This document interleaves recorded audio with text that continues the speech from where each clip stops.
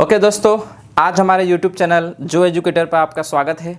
आज हम बायोलॉजी की कक्षा को आगे बढ़ाते हुए सेल के बारे में स्टडी करेंगे। तो सेल जो होती है वो टू टाइप्स की होती है। एक है एनिमल सेल, एक है एनिमल सेल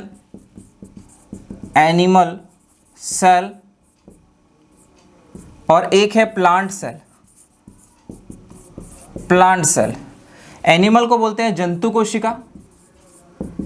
कोशिका और प्लांट को बोलते हैं पादप कोशिका। क्या बोलते हैं? पादप कोशिका। कल इस पर हमने चर्चा की थी। सेल का अध्ययन बायोलॉजी में साइटोलॉजी में किया जाता है। कहाँ किया जाता है? साइटोलॉजी।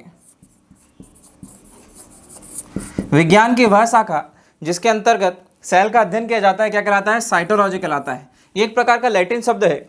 साइटो का मतलब होता है सेल। क्या होता है? सेल। और पिछली कक्षा में हमने देखा था लॉन्जी, जहां भी दिख जाए आपको LOGY या लोगोस दिखे आपको, तो इसका मतलब होता है टू स्टडी। क्या होता है? To study.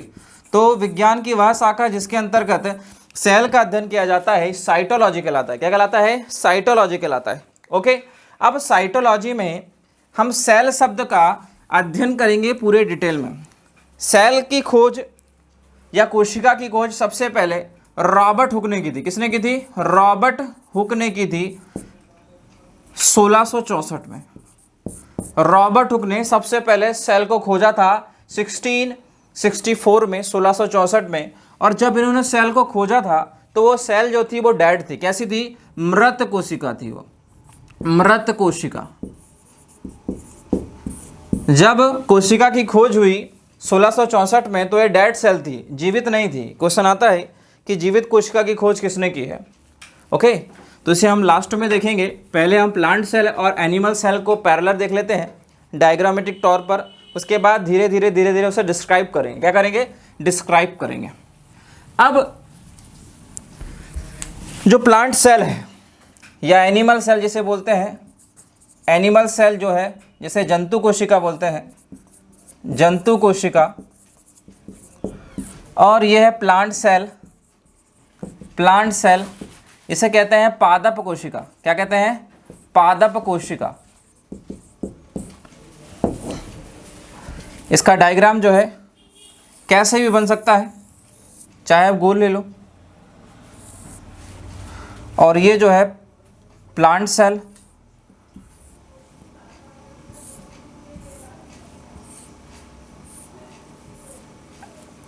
इस टाइप से देखा जाता है।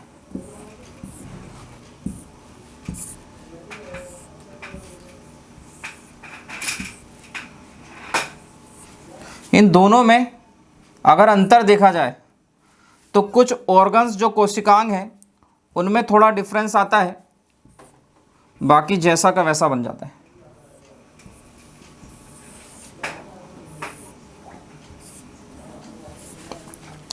अब ये प्लांट सेल का जो आउटर लेयर है उसे बोलते हैं सेल वॉल। क्या बोलते हैं? Cell wall. जो प्लांट सेल का जो आउटर लेयर होता है उसे बोलते हैं सेल वॉल। और जो एनिमल सेल का जो आउटर लेयर होता है, जो फर्स्ट वाला आउटर लेयर होता है, उसे बोलते हैं सेल मेम्ब्रेन। क्या बोलते हैं? Cell membrane. ठीक है, हिंदी में कहते हैं कोशिका झिल्ली। क्या बोलते हैं? कोशिका झिल्ली। इसे कोशिका झिल्ली कहा जाता है, कोशिका झिल्ली। और इसे कहते हैं कोशिका भित्ति, कोशिका भित्ति। इसे कहते हैं कोशिका भित्ति और इसे कहते हैं कोशिका झिल्ली। अब ये आउटर लेयर है, इसकी ये आउटर लेयर है, ये शेप और साइज देता है। ये सेल को शेप और साइज देगा, ये भी इसे शेप और साइज देगा, आकार देगा। ये जो आउटर लेयर के बाद जो इनर वाली लेयर है, अंदर वाली, इसे कहते हैं सेल मेम्ब्रेन। ये और ये सेम ही है, इसे कहते हैं सेल मेम्ब्रेन या इसे बोलते हैं कोशिका झिल्ली। क्या बोलते हैं? कोशिका झिल्ली। अगर आपसे क्वेश्चन पूछे कि प्लांट सेल की आउटर लेयर क्या होती है, तो होती है सेल वॉल। और एनिमल सेल की आउटर लेयर जो बाहरी परत होती है वो क्या होती है? Cell membrane. और इसकी सेकंड लेयर होती है कोशिका झिल्ली, जिसे सेल मेम्ब्रेन कहते हैं। क्लियर है कि नहीं क्लियर है? अब सबसे बेसिक चीज होती है, सबसे मेन पार्ट आता है सभी में, न्यूक्लियस। क्या आता है? न्यूक्लियस, जिसे केंद्रक बोलते हैं। क्या बोलते हैं? केंद्रक बोलते हैं। इसमें और इसमें केंद्रक सेम ही होता है, क्योंकि इसमें और इसमें जो सेल होती है जिसमें न्यूक्लियस होता है वो यूकेरियोटिक सेल का न्यूक्लियस होता है। क्या होता है? यूकेरियोटिक सेल का न्यूक्लियस होता है, जो पूर्ण तरह से विकसित होता है। क्या होता है? पूरे तरीके से डेवलप होता है। लेकिन यदि ये सेल और ये सेल में अगर देखें तो ये जो न्यूक्लियस है वो परिधि की ओर होता है। किसकी ओर होता है? परिधि की ओर होता है, क्योंकि प्लांट सेल में जो रिक्तिका होती है, प्लांट सेल में जो रिक्तिका होती है उसका साइज जो होता है थोड़ा बड़ा होता है। रिक्तिका का क्या कार्य है वो देखेंगे बाद में, वैक्यूल जिसे बोलते हैं, रिक्त स्थान जिसे बोलते हैं। और एनिमल सेल में जो रिक्तिका होती है वो बहुत छोटी होती है। क्या होती है? बहुत छोटी होती है। वो भी इसी साइज की होती है लेकिन बहुत छोटी होती है। अब आप देख रहे हैं कि यहाँ पर जो केंद्रक है, न्यूक्लियस है, वो परिधि की ओर है, और यहाँ पर जो न्यूक्लियस है वो सेंटर की ओर है। इन सभी में जेनेटिक मटेरियल होता है जिसका नाम है डीएनए। क्या होता है? जेनेटिक मटेरियल होता है, इसमें होता है डीएनए। ओके, ये हो गया न्यूक्लियस आपका। क्या हो गया? न्यूक्लियस, या इसे आप बोलते हैं केंद्रक। इसका और इसका सेम ही है। ओके, देन दूसरा अगर ऑर्गन्स देखें, इसमें कोशिकांग देखें तो ये है आपका रिक्तिका। क्या है? रिक्तिका।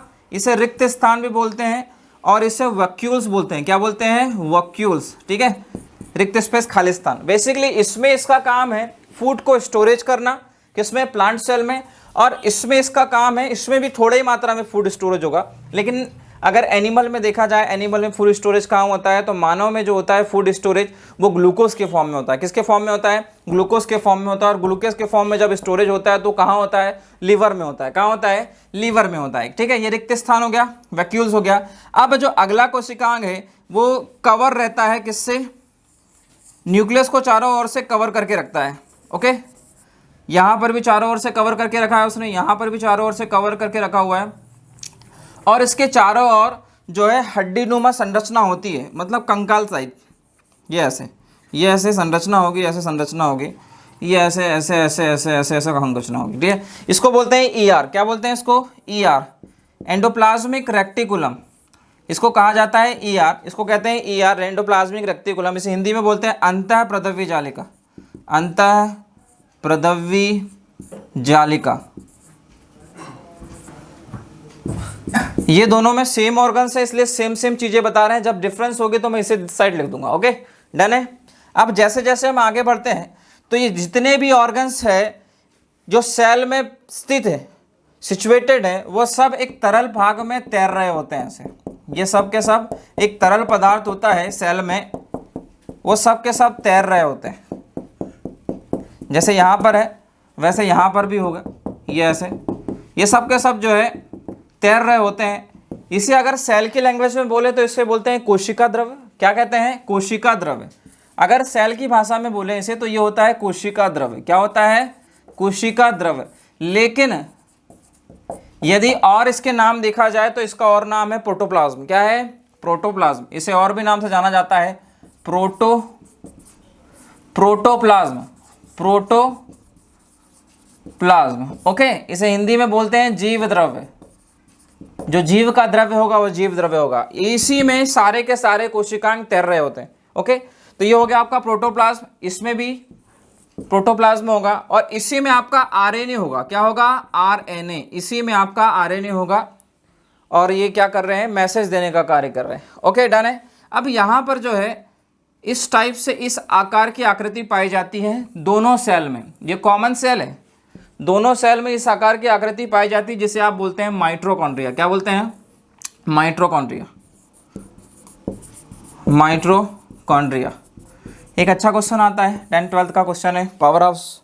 ऊर्जा का पावर हाउस क्या है? तो माइटोकॉन्ड्रिया।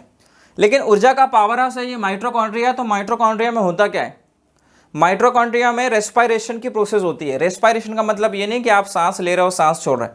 रेस्पायरेशन का मतलब ये है कि जब आप एक्सेल और इनहेल करते हैं, सांस लेते हो और छोड़ते हैं, तो माइटोकॉन्ड्रिया में श्वसन की क्रिया जब संपन्न होती है तो ग्लूकोज का ब्रेकडाउन होता है, और ग्लूकोज का जब ब्रेकडाउन होगा तो एनर्जी निकलेगी, और जब एनर्जी निकलेगी तो किस फॉर्म में निकलेगी? वह एटीपी में निकलेगी। किस फॉर्म में निकलेगी? एटीपी। इसी को बोलते हैं एडेनोसिन ट्राइफॉस्फेट। क्या बोलते हैं? Adenosine triphosphate. यही एटीपी जो है आपके शरीर की, मानव के शरीर की ऊर्जा करेंसी कहलाती है। ओके, तो एक क्वेश्चन यहां से बनता है कि मानव शरीर की ऊर्जा करेंसी क्या होती है? तो मानव शरीर की ऊर्जा करेंसी होती है एटीपी। क्या होती है? एटीपी में बनती है।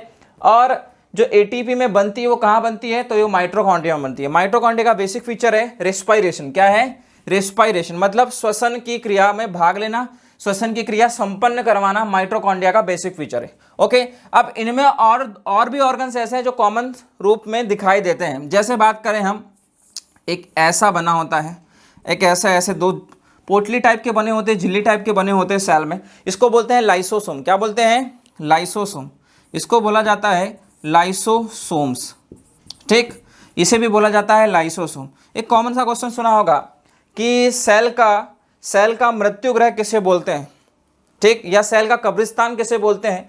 तो नॉर्मल सा क्वेश्चन आता है, या सेल का एटम बम किसे बोलते हैं? तो सारा का सारा दामोदर जो होता है लाइसोसोम पर डिपेंड होता है, क्योंकि लाइसोसोम में एक एंजाइम पाया जाता है जो जब विस्फोट के कारण फूटता है या टूटता है, वैसे सामान्यतः ये टूटता नहीं है, जब कोई व्यक्ति गामा किरण, एक्स किरणें के संपर्क में ज़्यादा आता है तो ये लाइसोसोम जो है फटने लग जाते हैं, और जब फट जाते हैं तो स्वयं ही अपनी सेल को मार देते हैं। क्या कर देते हैं?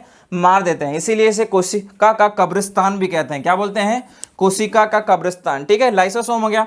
अब जो यूनिवर्सल कोशिकांग है सभी सेलों में पाया जाता है, जो सभी सेलों में एक यूनिवर्सल कोशिकांग है उसका नाम है राइबोसोम। क्या है? Ribosome, ribosomes. ठीक है, ये यूनिवर्सल कोशिकांग है। यूनिवर्सल का मतलब ये है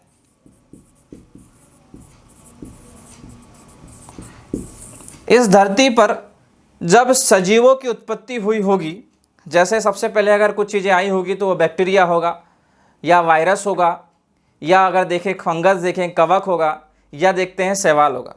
अगर इस धरती पर वो जीव आया होगा तो सिंपल सी बात है, उसमें कोई भी ऑर्गन्स हो या ना हो लेकिन राइबोसोम होगा। मानव शरीर में प्रोटीन की फैक्ट्री के रूप में जाना जाता है राइबोसोम। किस रूप में जाना जाता है? प्रोटीन के फैक्ट्री के रूप में जाना जाता है। अगर आपको राइबोसोनल जैसे कोई भी पदार्थ आपको, या कोई भी ऑर्गन्स में राइबोस या राइबोसोनल जैसी चीज़ें देखने को मिले, इसका मतलब है कि वहाँ पर जो हो रहा है वह प्रोटीन सिंथेसिस हो रहा है, मतलब प्रोटीन का निर्माण हो रहा है। क्या हो रहा है? प्रोटीन का निर्माण हो रहा है। क्लियर है कि नहीं क्लियर है? अब आप यहाँ देख रहे हैं और यहाँ देख रहे हैं। यहाँ एक और चीज़ होती है जो होता है सेल में, प्लांट सेल में भोजन बनाने का काम करता है, जिसे प्लास्टिड बोलते हैं। क्या बोलते हैं? प्लास्टिड। इसे लवक बोलते हैं। क्या बोलते हैं? लवक बोलते हैं। वैसे इंसान जो है जीने के लिए खाता है, और ये सेल ये खाने की पूर्ति के लिए जो है, ये सेल जो है खाने की पूर्ति के लिए फोटोसिंथेसिस करे, और इसके लिए हम लोग न्यूट्रिशन लेते हैं। क्या लेते हैं? न्यूट्रिशन। मानव जो है न्यूट्रिशन कार्बोहाइड्रेट, प्रोटीन और वसा के रूप में लेता है। लेकिन अगर प्लांट सेल की बात करें तो प्लांट सेल फोटोसिंथेसिस करते हैं, प्रकाश संश्लेषण करते हैं, क्योंकि इनमें स्पेसिफिक फीचर होता है जिसका नाम होता है प्लास्टिड, लवक होता है। मानव में स्पेसिफिक फीचर नहीं है, मतलब एनिमल सेल में प्लास्टिड नहीं होता है। एक चीज़ कॉमन हो गई यहाँ पर कि एनिमल सेल में प्लास्टिड होता है और प्लांट सेल में प्लास्टिड नहीं होता है। अगर ये दोनों इसमें होते तो आपको कहीं जाने की आवश्यकता नहीं होती, ना आप मेरे सामने बैठे होते, ना मैं आपके सामने पढ़ा रहा होता। बस सिर्फ और सिर्फ कहाँ चले जाते? धूप में चले जाते और फिर खाना वाना बन जाता, फिर आके सो जाते। क्लियर है कि नहीं क्लियर? इसका मतलब है कि प्लांट सेल में प्लास्टिड लवक पाया जाता है, और एनिमल सेल में जो है लवक नहीं पाया जाता। अब तीसरा कोशिकांग वो है जो सिर्फ और सिर्फ एनिमल सेल में पाया जाएगा और प्लांट सेल में नहीं पाया जाएगा। ठीक है, वो होता है सेंट्रियोल। क्या होता है? सेंट्रियोल, जिसे तारक काय बोलते हैं। तारक काय, सेंट्रियोल जो है सिर्फ और सिर्फ, तारक काय जो है सेंट्रियोल सिर्फ और सिर्फ एनिमल सेल में पाया जाता है, प्लांट सेल में नहीं पाया जाता। ओके, तारक काय जो है सिर्फ और सिर्फ, चलो ऊपर बना देता हूं यहां पर मैं। तारक काय जो है सिर्फ और सिर्फ एनिमल सेल में पाया जाता है, जिसे आप सेंट्रोसोम भी बोलते हैं, सेंट्रोसोम्स भी बोलते हैं, और इसे सेंट्रियोल भी बोलते हैं, हिंदी में तारक काय भी बोलते हैं। बेसिक इसका फीचर होता है कि जब सेल का विभाजन होता है, क्या होता है? सेल का विभाजन होता है। सेल का विभाजन कैसे होगा? तो सेल का विभाजन जो है एक रुडोल्फ विर्चो नामक वैज्ञानिक थे जिन्होंने मॉडर्न सेल थ्योरी दी थी और कहा था कि मानव की सेल या सजीवों की सेल जो है, मानव की सेल या सजीवों की सेल जो है एक के बाद एक टूटती है फिर बनती है, लाखों सेल टूट जाती है और लाखों सेल बन जाती है। ये जो थ्योरी दी थी वो रुडोल्फ विर्चो ने दी थी। और तारक का जो है सेल में डिवीजन में, सेल के डिवीजन में सहायक होता है। क्या होता है? सेल के डिवीजन में बहुत ज़्यादा सहायक होता है। क्लियर है कि नहीं क्लियर है? तो अब आप देख रहे हैं यहाँ पर कि यहाँ पर सेंट्रियोल नहीं है और यहाँ पर सेंट्रोसोम नहीं है और यहाँ पर सेंट्रोसोम है और यहाँ पर नहीं है। क्लियर है? यहाँ पर प्लास्टिड है और यहाँ पर प्लास्टिड नहीं है। दो ऐसे ऑर्गन्स हो गए, ऐसे कोशिकांग हो गए सेल में कि एक यहाँ पर पाया जाएगा और एक यहाँ नहीं पाया जाएगा। क्लियर है कि नहीं क्लियर है? दूसरी चीज, यहाँ पर एक पतली सी लेयर होती है जो सामान्यतः प्लांट में देखी जाती है, जैसे आपको फलों में देखने को मिलेगी, फलों के छिलकों में देखने को मिलेगी। ठीक है, इसको बोलते हैं मिडिल लैमेला।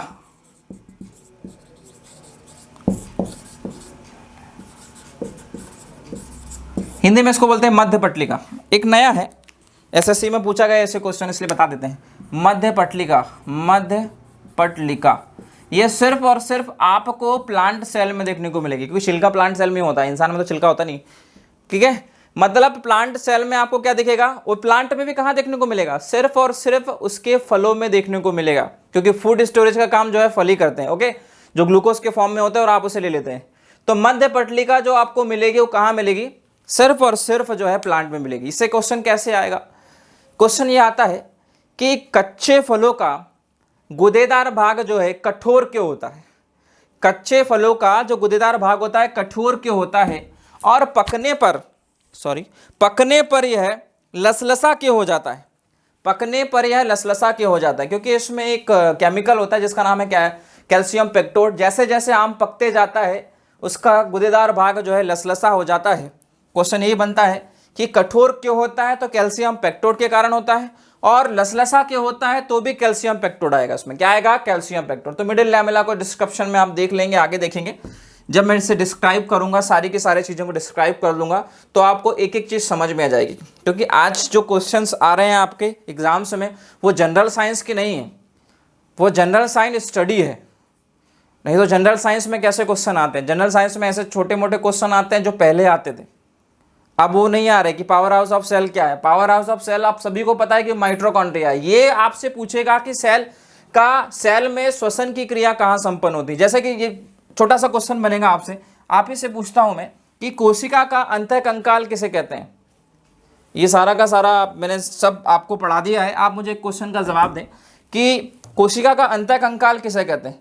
तो यहाँ पर जो हड्डीनुमा संरचना बनी हुई है ना, ये हड्डीनुमा संरचना, इसी को कहते हैं कोशिका का अंतःकंकाल। क्या कहते हैं? कोशिका का अंतःकंकाल बोलते हैं। क्लियर है कि नहीं क्लियर? हड्डीनुमा संरचना, इसका भी बेसिक काम। अब एक और ऑर्गन छूट गया जो इस साइड जो है आपकी परिधि की ओर ऐसा पाया जाएगा चिपका हुआ। ठीक है, अंदर की जो परिधि होगी वहां चिपका हुआ पाया जाएगा। इसे कहते हैं गाल्जी कॉय या गोल्जी ऑपरेटर्स बोलते हैं। क्या बोलते हैं? गोल्जी ऑपरेटर्स बोलते हैं। ठीक है, या गोल्जी काय बोलते हैं, गोल्जी काय या गोल्जी ऑपरेटर्स बोलते हैं। क्लियर है कि नहीं क्लियर? इसमें भी वो पाया जाता है गोल्जी काय, गोल्जी काय। ठीक है, सबके अपने अपने फीचर्स हैं। जैसे ब्रेन जो है आपके कई हिस्सों में बटा होता है। ब्रेन का काम क्या है? सूचनाओं को ब्रेन तक तंत्रिका तंत्र जो नर्वस सिस्टम है सूचनाओं को पहुंचाती है और पहुंचाने के बाद ब्रेन उसे ट्रांसलेट करके आदेश देता है। तो ये न्यूरॉन्स करते हैं। क्या करते हैं? न्यूरॉन्स करते हैं। कोई भी काम ब्रेन करता नहीं है, करवाता है। वहीं पर आप सेल में देखेंगे तो सेल में भी न्यूक्लियस कोई काम करता नहीं है, करवाता है। अब ये आप यहाँ देख रहे हैं कि इसमें है क्या बेसिकली?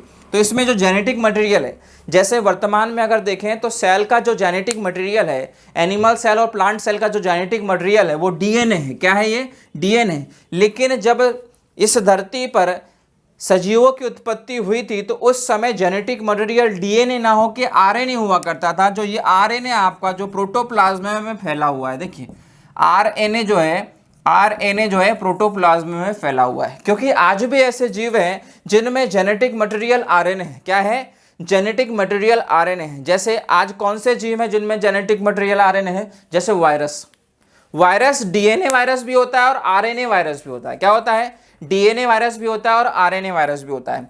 जब भी आपको वायरल डिसीज हो तो आप लोग जो भी टैबलेट लेते हैं वो सब बेकार होती है। वैसे खाना नहीं चाहिए वायरस में, कोई भी टैबलेट नहीं खाना चाहिए, क्योंकि वायरस के लिए आज तक कोई दवाई बनी ही नहीं। आज आप देख रहे हैं कोरोना के लिए कोई दवाई है क्या? कोरोना के लिए जो वैक्सीन बनी है वो वैक्सीन सिर्फ और सिर्फ आपको प्रोटेक्ट करेगी। क्या करेगी? इम्यूनिटी बढ़ाएगी। कोरोना से आपको बचाएगी नहीं, आपकी इम्यूनिटी बढ़ा देगी, जिससे कोरोना होगा भी तो आपको पता नहीं चलेगा। सर्दी खांसी जुकाम थोड़ा बुखार आएगा, उसके बाद ठीक हो जाएगा। लेकिन जब ये आरएनए वायरस जो है अपना फॉर्म चेंज कर लेता है, जब तो आपने बोला कि अभी वर्तमान में कोरोना की थर्ड लेयर आने वाली। सेकंड लेयर में क्या हुआ कि कोरोना ने क्या किया, वायरस ने क्या किया, अपना फॉर्म चेंज किया। तो आरएनए वायरस जो होता है सामान्यतः डिसीज फैलाता है। कहाँ डिसीज फैलाता है? आरएनए वायरस प्लांट में। और डीएनए वायरस जो होता है वो सामान्यतः डिसीज फैलाता है एनिमल्स में। मतलब हमें अगर कोई डिसीज होगी, जैसे आपने सुना होगा कि सर्दी खांसी जुकाम होती है, तो नॉर्मल डिसीज होती है। तो ये नॉर्मल डिसीज से आपको क्या होगा? जुकाम होगा। और जुकाम जो है किसी को 5 दिन तक होता है, किसी को 8 दिन तक होता है, किसी को 15 दिन, उसके बाद ये अपने आप समाप्त हो जाता है। हाँ, लेकिन यदि आपको वायरस के अलावा बैक्टीरियल डिसीज भी हुई होगी, क्योंकि बैक्टीरिया का साइज जो है इस प्रकार से होता है, कैसे भी बोल सकते हैं आप लोग। यहाँ पर उसका टूटा फूटा केंद्रक होता है और यहाँ पर उसका प्रोटोप्लाज्म होता है, मतलब जीव द्रव्य होता है। जब आप एंटीबायोटिक लेते हैं तो एंटीबायोटिक जो है इसे ब्रेक कर देती है, ऐसे ही ब्रेक करती है। ऐसे जब ऐसे ब्रेक कर देती है तो पूरा का पूरा ये सेल में घुल जाता है और WBC व्हाइट ब्लड सेल इसे कैप्चर कर लेती है, खा लेती है और आप ठीक हो जाते हैं। लेकिन वायरस में कोई शेप ही नहीं होता है। वायरस में कोई शेप होता है कि नहीं होता है? कोई शेप नहीं होता है, क्योंकि वायरस क्या करता है, जैसा कि मैंने कहा आपको, आरएनए वायरस और एक होता है डीएनए वायरस। तो डीएनए वायरस सामान्यतः जो है आपको इंसान में, जानवरों में ये क्या करेगा? डिसीज फैलाएगा। आरएनए वायरस सामान्यतः प्लांट में डिसीज फैलाएगा। लेकिन यदि उल्टा हो जाए, अगर ये उल्टा हो जाए, ये डीएनए कहाँ चला जाए? प्लांट में चला जाए, और आरएनए कहाँ आ जाए? मानव में आ जाए, या आप बोल सकते हैं जीव जंतु में आ जाए, तो ये प्रॉब्लम क्रिएट करता है। फिर इसका एंटीडोट बनाना इतना आसान नहीं है कि आप तुरंत इसे बना लें और उसे डिस्क्राइब करें। जैसे कि बहुत सारे ऐसे वायरस हैं, जैसे बहुत पुराना वायरस है HIV, एड्स नाम सुना होगा, HIV। ये ऐसा वायरस है, ह्यूमन इम्यूनो वायरस, ऐसा वायरस है। ये आपसे क्वेश्चन पूछेगी कौन सा वायरस है इनमें से, तो ये है आरएनए वायरस। कौन सा है? आरएनए। अभी कोरोना जो चल रहा है कौन सा वायरस है? ये भी आरएनए वायरस है। ऐसा क्यों? क्योंकि ये क्या करता है? हूबहू प्रतिलिपि बनाता है। HIV समाप्त क्यों नहीं होता?